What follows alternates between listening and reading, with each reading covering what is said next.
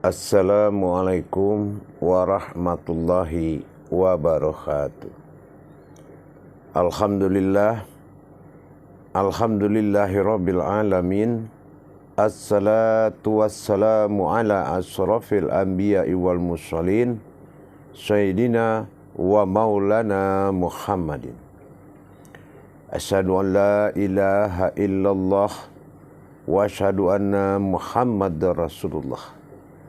Allahumma salli ala sayyidina Muhammadun musahbihil wal ikram ya wal jalila wal ikram. La nabiyya ba'da wa tahiril wa mujahidina amma ba'du. Ibadallah wa ittaqullah. Alhamdulillah para jemaah sekalian, bertemu lagi dengan saya Guru Mursyid Syekh Nur Muhammad Buya Irwan Maulana Al-Khalidi dalam channel Buya Pasaman Timur sebagai channel kebanggaan umat Islam, kupas tuntas dalam rahasia-rahasia yang dibutuhkan oleh umat. Dalam tayangan dan kesempatan yang dimuliakan Allah ini, saya akan berbagi wawasan, berbagi ilmu kepada kita semua. Semoga bermanfaat buat kita semuanya, para hadirin, pemirsa, para jemaah, para yang ulama, para aulia, para al-ustad. Semoga bermanfaat. Dengan kita berbagi ilmu, berbagi wawasan, Allah berikan kemudahan, Allah berikan kekuatan hati yang bermanfaat bagi umat, insya Allah. Bersalam kita tidak akan pernah kita lupakan. Marilah sama-sama kita sampaikan kepada junjungan kita Nabi Allah, Nabi al-Akhir Zaman, Rasulullah Muhammad sallallahu alaihi wasallam sebagai imaminullah, ruhul azama, mursyidil fil Islam, yang telah bersusah payah menjalankan riyadah wal mujahadahnya agar dengan niat umatnya kelak dapat menjalankan perintah Allah sesuai dengan ilmu pengetahuannya. Para jemaah yang dirahmati Allah, pada tayangan ini saya akan berbagi tentang hikmah pemahaman kepada Allah. Kenapa hikmah pemahaman ini saya khususkan penayangannya? Karena disinilah pokok persoalan keberhasilan atau kegagalan kita dalam menjalankan setiap perintah Allah. Sering kita dengar bahwasannya seseorang telah kemana-mana belajar, bahkan sampai mengelilingi pelosok Indonesia ini. Bahkan sampai ke luar negeri juga ada, menurut informasi pengakuan kepada saya. Bahkan mereka tidak menemui jalan hakikat yang sebenarnya dan dasar untuk mereka membuka ma'rifat, mendapatkan ma'rifatullah, bagaimana berma'rifat caranya kepada Allah. Mereka terbentur. Ada yang terbentur di bidang tajalinya, cara menjalankan, padahal wawasannya sudah diketahui, sudah disampaikan, tapi dalam bukti memperjalankan selalu mendapatkan kegagalan. Ada juga telah memenuhi rukun dan syarat, melebihi waktu yang telah ditetapkan, sama juga tidak juga pernah mengalami. Ada juga yang telah gonta-ganti guru, cari guru kemana-mana, gonta-ganti udah 10 kali, tetapi di giliran mengamalkan tetap juga tidak bisa terijabah. Dia coba mengkaji kekuatan ma'rifat, buka hijab ma'rifat, tembus ma'rifat, mengenal hakikat sampai tingkat sir-sir, sampai tingkat batin, zat-zat Allah, sifat-sifat Allah dia kupas semua. Dia belajar kemana-mana. Di saat dia mencoba untuk mengerjakan kepada Allah, tetap dia mengalami kegagalan. Subhanallah. Dan dia pernah belajar tingkatan ma'rifat, mendirikan zikir-zikir ma'rifat, agar kelak ma'rifatnya sampai terijabah oleh Allah. Tapi nyatanya juga mengalami kegagalan. Dan tidak pernah mengalami sesuatu yang telah kekal di dirinya. Selalu berkibat kepada kelupaan. Menetapkan ma'rifat tidak bisa. Selesai mengerjakan suatu kerjaan ibadah, lupa lagi setelah selesai ibadah. Kenapa tidak membekas setiap pekerjaan kepada Allah pada diri kita? Harusnya kita berpikir, apa penyebabnya? Akhirnya, waktu demi waktu berjalan, masa demi masa juga berlalu, usia bertambah. Tapi kita tidak juga mendapatkan kebenarannya. Sehingga sebagian usia kita terhabis untuk mencari pendapat-pendapat orang lain. Kenapa? Karena kita tidak memahami mana yang berpendapat kepada Allah, mana yang berilmu kepada Allah, mana yang berprasangka kepada Allah, yang mana menjadi kajian, prasangka menjadi kajian, perasaan menjadi kajian. Bahkan ibadah dan takwa pun susah dibedakan. Ini diakibatkan oleh apa? Kenapa? Susah sekali. Rata-rata selalu beralasan seperti itu. Susah sekali, Buya. Menetapkan syahadat dalam diri. Susah, Buya. Mendirikan bismillah pada kodrat pada diri. Susah lagi. Akhirnya tidak jauh daripada susah. Ada apa sebetulnya? Kadang-kadang ada yang memberitahu patah semangat. Kadang-kadang ada yang bersifat nekat. Akhirnya apa? Karena kegagalan demi kegagalan yang kita jalankan, akhirnya muncul sebuah kajian bernama ma'rifat.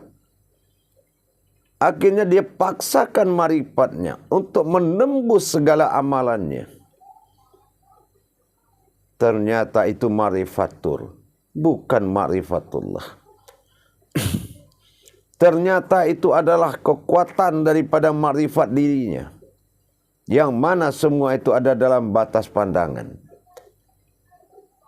yang mana semuanya dibatasi oleh Allah.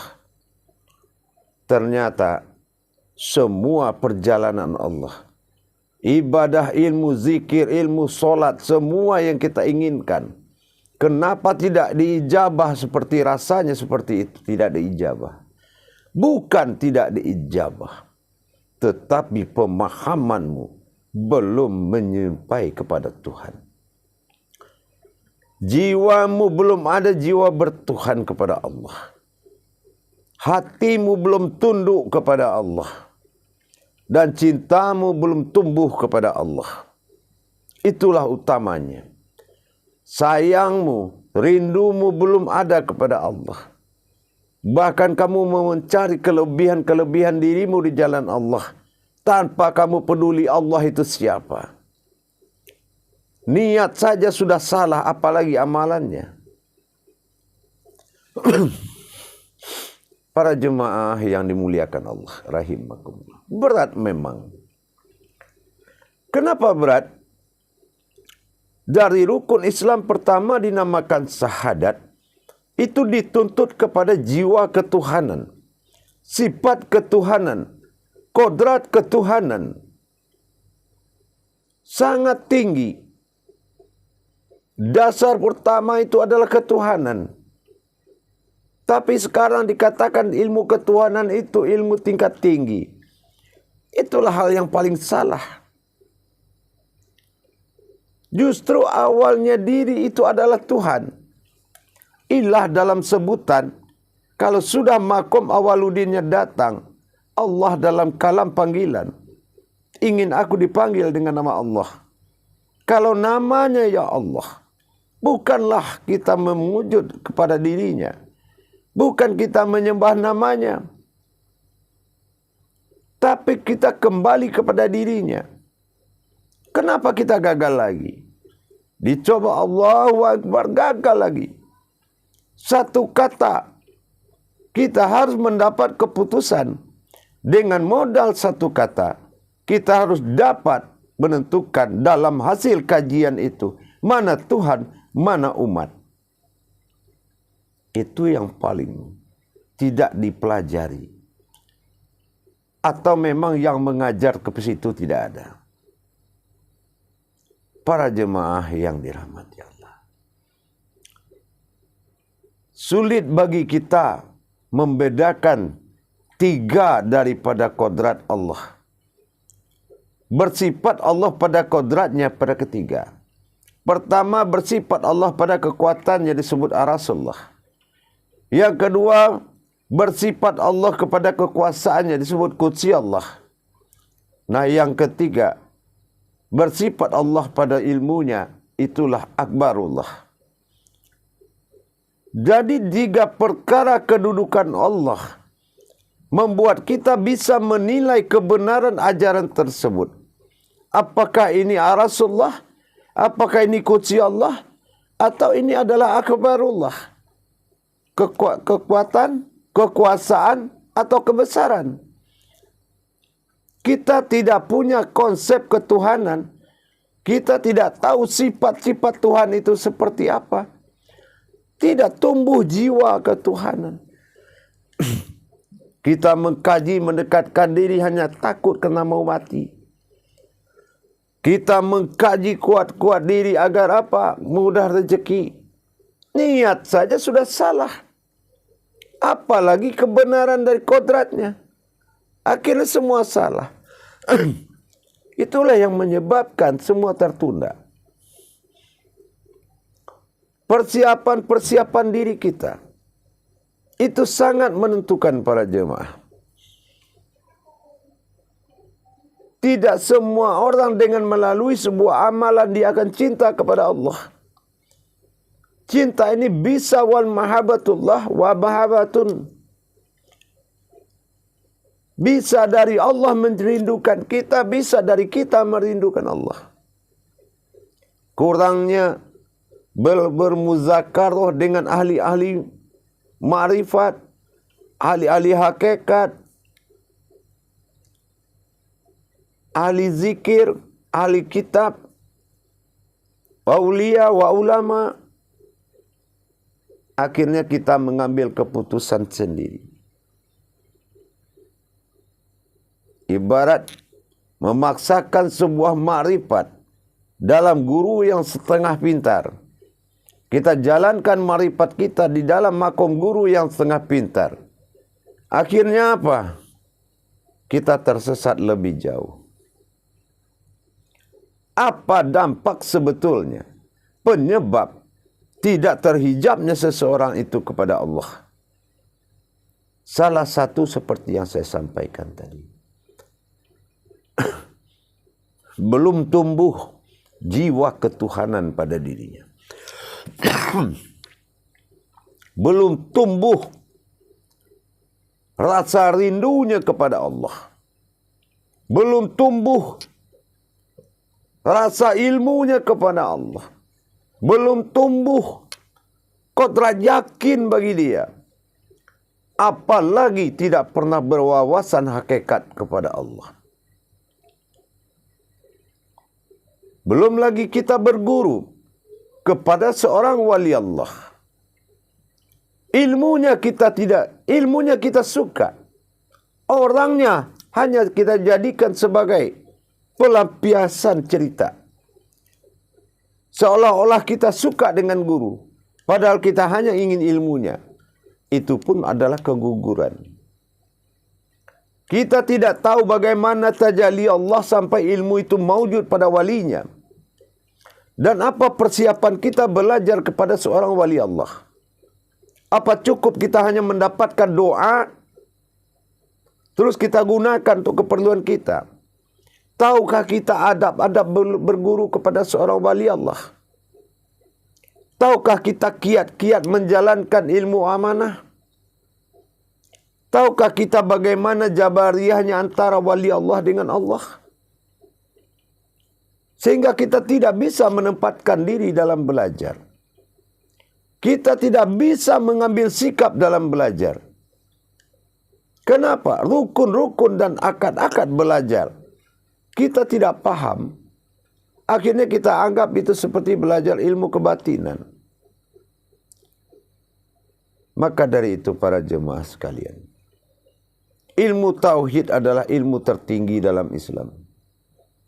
Asyhadu an la ilaha illallah wa asyhadu anna Muhammadar Rasulullah.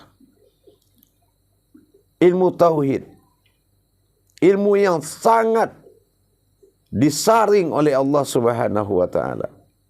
Kita tidak bisa menghalalkan segala cara untuk memustajabkan sebuah ilmu. Kalau di jalan alam tauhid, tidak mungkin itu bisa terjadi. Boleh kata kita hafal seluruh ayat, kita hafal seluruh surat, tapi kita tidak pernah hafal kemana napas ini pergi ke bawah, dan kenapa ke atas dia pergi berjalan. Dan kita tidak paham bagaimana diri itu akan berakad kepada Allah dengan penyebutan Tuhan. Bagaimana diri kita bertuhan kepada Allah. Sudahkah kita punya wawasan ketuhanan? Banyak sangat yang membuat faham itu tidak terjadi. Banyak pelanggaran-pelanggaran faham. Metode cara bermakrifat yang pernah kita pelajari dari guru-guru kita sebelumnya. Begitu kita diajak oleh Allah ke jalan tauhid, ke jalan-jalannya Allah, disinilah kita merasakan ketidakberdayaan kepada Allah. Apapun yang akan kita lakukan dulu di saat menuntut ilmu ma'rifat, apapun yang disuruh guru, kita bisa tembus ma'rifatnya. Tapi dikala kita melipat tangan dalam solat, kepasrahan kita kepada Allah sangat tinggi. Kita tidak berkutik dengan apa yang dijadikan oleh dalam tajalli atau memperjalankan ilmu-ilmu kepada Allah. Tidak ada yang mampu di dunia ini kecuali kita bisa memfakirkan diri. Merasa tidak mampu, meyakinkan diri. Besar lagi melihat kemampuan. Sangat besar kita melihat kemampuan kita siap kepada Allah daripada kita besar melihat keraguan. Allah Maha teliti para jemaahku, para hadirin dan para perbisa. Man lam yazul fa'alam yarib. Orang yang merasakan niscaya akan mengetahui. Mendapatkan satu rasa kepada Allah itu tidak mudah. Jiwa kita tidak ada ingin bertuhan kepada Allah. Kesenangan kita mendapatkan ilmu-ilmu Allah. Supaya kita merasa besar dan kita merasa mampu menyampaikan kepada orang yang tidak tahu. Padahal belum tentu semua ulama itu, semua wali Allah itu menjadi ahli dirimu atau amir dirimu. Kita harus banyak pengalaman. Bisa jadi yang tempat belajar itu tidak guru yang hak. Atau bisa jadi tempat belajar itu bertemu dengan guru yang tidak bisa mi'rad dalam solatnya. Dan banyak sangat faktor yang membuat Allah tidak mengkabulkan. Allah tidak memberikan pemahaman kepada umatnya. Yang dikhawatirkannya. Mereka belum punya hati nurani untuk mendorong dia ingin tahu. Tapi adalah bisikan setan. Setan menakut-nakuti dua keadaan. Takut miskin dan takut mati. Itu adalah bisikan setan, bukan kesadaran. Surat Al-Baqarah ayat 268. Itulah yang dikhawatirkan oleh Allah. Panggilan hati nurani untuk bertuhan kepada Allah kita belum punya. Tapi tiba-tiba kita ingin mendapatkan ilmu-ilmu untuk menuju kepada Allah. Di sini pun sudah jelas bahwasanya dari sisi niat itu juga sudah salah. Tidak lillahi ta'ala, tapi karena ada maksud dan tujuan. Para jemaah yang dirahmati Allah, banyak sangat murid-murid kita yang selalu mengeluh, kenapa sulit banget dipahami, Buya. Bahkan cerita tentang dirinya yang juga pernah dia rasakan, dia alami cerita itu dengan orang-orang lain. Berkodrat diri pada nur sifatnya Adam, berkodratlah rohani, insani pada zat sifatnya rohani Muhammad, dan berkodrat batin Allah kepada diri bernafsu nafas pada jiwa. Itu menjadi suatu persoalan. Kenapa? Karena dia tidak tunduk kepada amanah dari apa yang disampaikan kepadanya. Malah bertanya-tanya bagaimana caranya. Itu sudah kelihatan gelisahnya. Berarti dia dalam pemahaman yang belum benar. Mungkin juga sudah terbiasa dengan pemahaman yang salah. Itulah para jemaah. Kalau memang itu sebuah nikmat yang datang sebagai ilham dan wahyu untukmu, maka balik kananlah dari pemahaman yang sudah lama. Pemahaman yang tidak melihatkan kebenarannya kepadamu. Pemahaman yang tidak membawa kemenangan dalam hidupmu. Pemahaman yang membuat kamu merasa lebih dari semua orang. Dan pemahaman itu yang kamu cari yang enak-enak, yang mudah bagimu. Inilah kerusakan dan inilah keruntuhan. Para jemaah yang dirahmati Allah rahimakumullah. Tidak ada yang bisa mengerti tentang Allah sebelum Allah memberikan pemahaman dengan hikmahnya. Sebelum aku datangkan hikmahku kepada seseorang, yang mana hikmah itu adalah faham, maka dia tidak akan pernah mengerti apa itu Al-Quran dan sunnahku. Al-Baqarah ayat 269. Terkunci di situ para jemaah. Hanya Allah lah yang mampu mendatangkan kepemahaman kepadamu. Sesungguhnya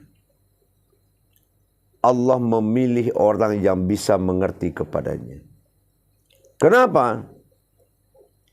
Umat Muhammad itu berimam-imaman. Para jemaah yang dirahmati Allah, mari kita jaga amanah Allah. Dengan cara apa? Memperlihatkan kepada Allah. Mengambil kepercayaan Allah. Mendirikan sifat kenabian pada diri. Dan mendirikan sifat kodrat pada hati.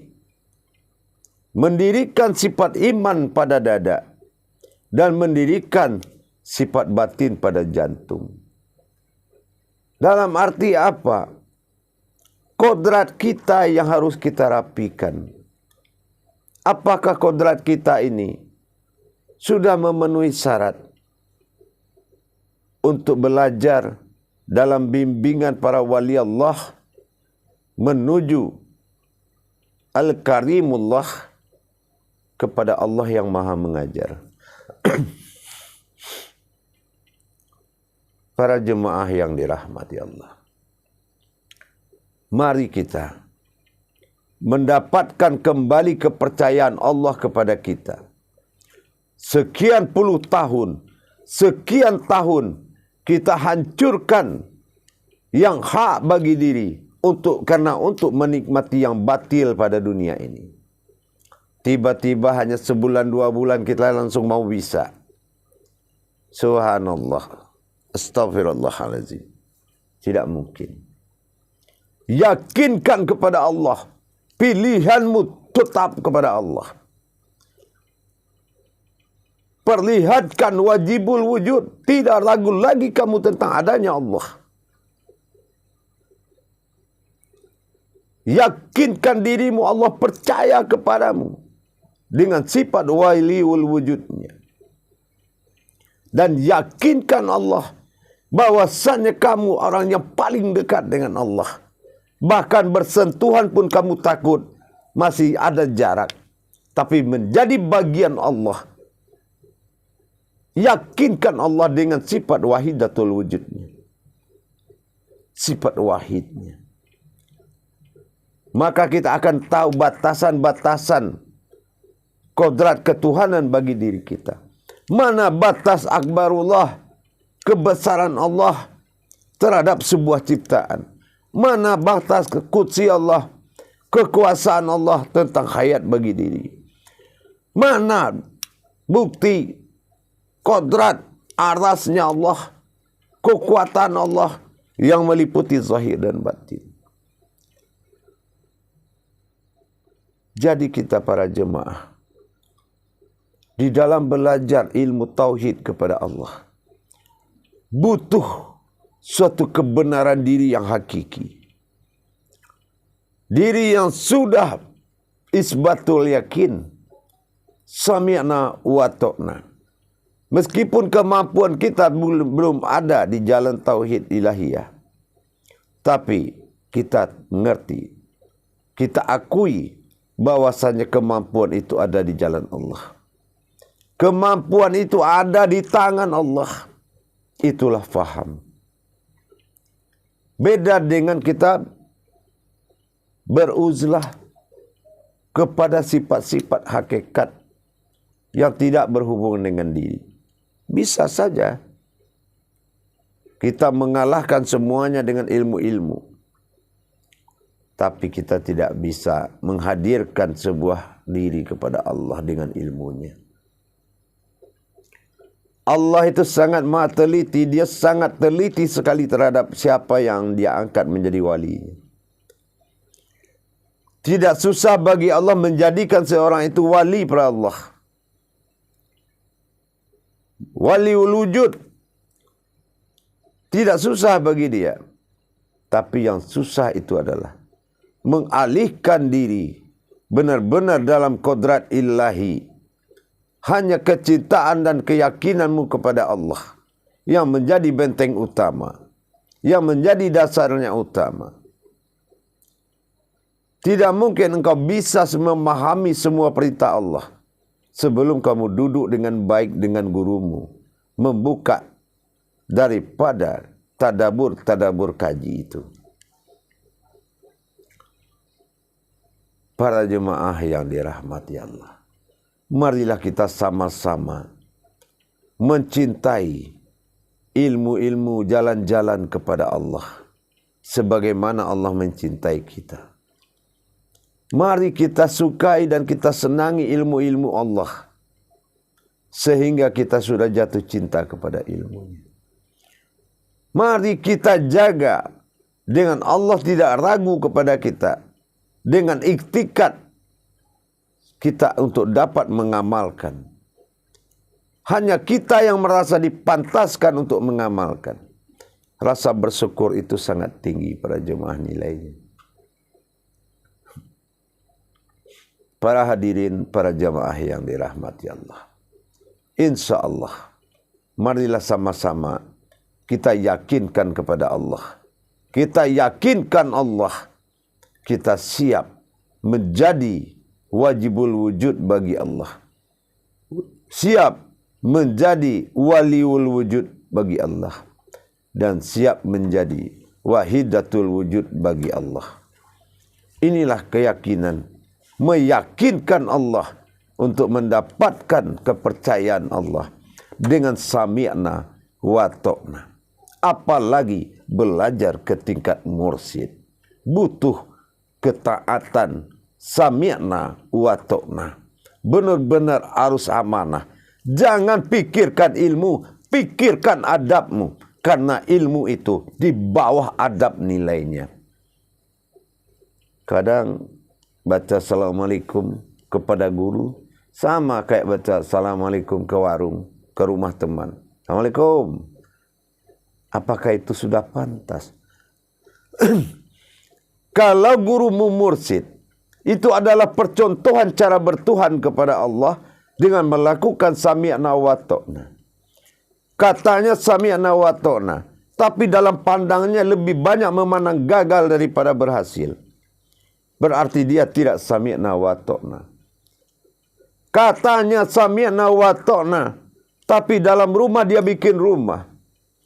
Di dalam belajar dia mengajar. Kecintaan dan menyempurnakan diri, kecintaan kepada guru itu juga belum cukup. Belum pernah dia lakukan. Hanya apa? Hanya menimba ilmu tanpa ada hati nurani. Kalau memang dia anggap guru itu orang tuanya, kenapa tidak terjadi hubungan batin, hubungan rohani bagai anak dengan seorang bapa? Tapi hanya untuk menguras ilmu. Niat itu pun sudah salah. Sangat banyak pertimbangan Allah terhadap seorang manusia tentang belajar tauhid kepadanya. Selamatkan dirimu dengan patuh dan taat. Patuh kepada guru, taat kepada ilmu. Cintai ilmu. Dirikan sifat mahabbahmu kepada Allah. Rasa cintamu kepada Allah. Tauhid dirimu adalah Allah. Tauhid agama adalah dirimu. Jangan lebih besar agama daripada Tuhan. Apa contohnya? Giliran bersunah-sunah tidak pernah absen, tetap hadir. Tapi giliran berfardu solat, malah di situ bolong-bolongnya. Jangan jadikan sunnah itu fardu. Jangan jadikan fardu itu sunnah. Ciptakan kepercayaan Allah. Bagaimana Allah bisa yakin dengan kita? Dilihat Allah malam, tafakur. Dilihat Allah mau berangkat, selalu dia berdoa. Dilihatnya hati nuraninya, tiap hari dia selalu ingin rindu dengan Allah. Dilihat jiwanya, tidak membeda-bedakan pergaulan. Dilihat sifatnya, tidak ria dengan apa yang dia miliki. Tidak mungkin kita mampu jemaah merubah diri kita kalau tidak Allah yang merubah. Seperti layaknya kita. Manusia tidak bakal bisa merubah Al-Quran. Tapi Al-Quran itu bisa merubah manusia. Begitulah para jemaah. Rahasia pemahaman itu adalah sami'na wa ta'na. Mencintai pelajaran.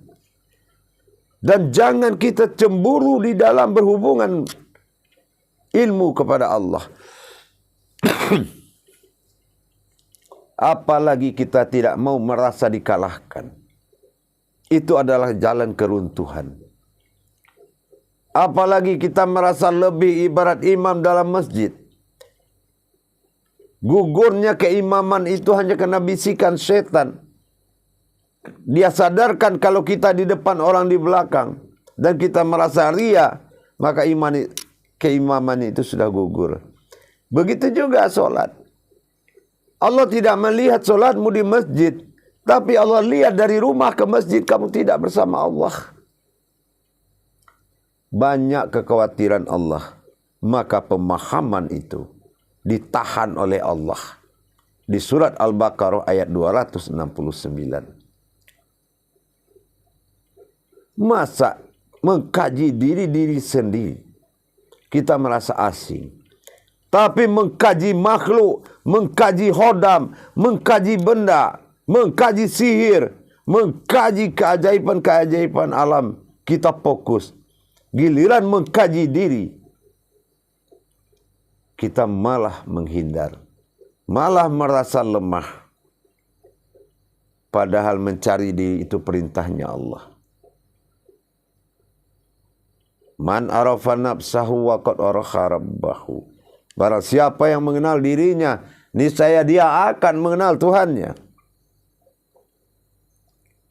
Cari diri dalam diri. ketemu diri, hilang diri. Artinya apa? Diri itu hanya tajalli dan perjalanan. Maka untuk memahami ini, memahami hakikat kajian diri itu, hakikat usuluddin, hakikat awaluddin dan fiddin, butuh pemahaman yang paling bagus.